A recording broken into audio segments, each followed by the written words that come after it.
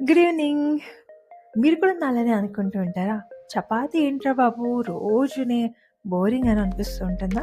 అలా అయితే ఇలా ఆలూ ప్యాజ్ పరాటా అయితే ట్రై చేయండి. ఫస్ట్ అయితే బాయిల్ చేసుకున్న ఆలూస్‌ని ఇలా స్మాష్ చేసుకొని, అందులోనే సన్నగా చీలికల్లా కట్ చేసుకున్న ఆనియన్ పీసెస్‌ని అయితే యాడ్ చేసుకోండి.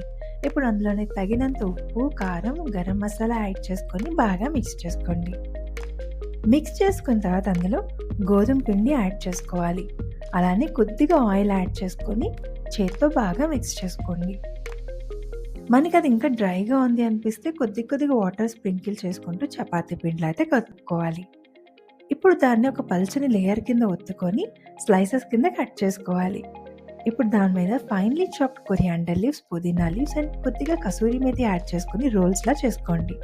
ఇలా రోల్స్‌లా చేసుకున్న వాటిని ఒక్కొక్కటిగా పరాతాల్లా ఒత్తుకొని, మనం వాటిని తవా మీద అటు ఇటు ఒక్కసారయితే కాల్చుకోవాలి. కాల్చుకున్న తర్వాత మళ్ళీ ఒక్కసారి నెయ్యి అప్లై చేసుకొని మరి ఇంకొకసారి కాల్చుకోండి.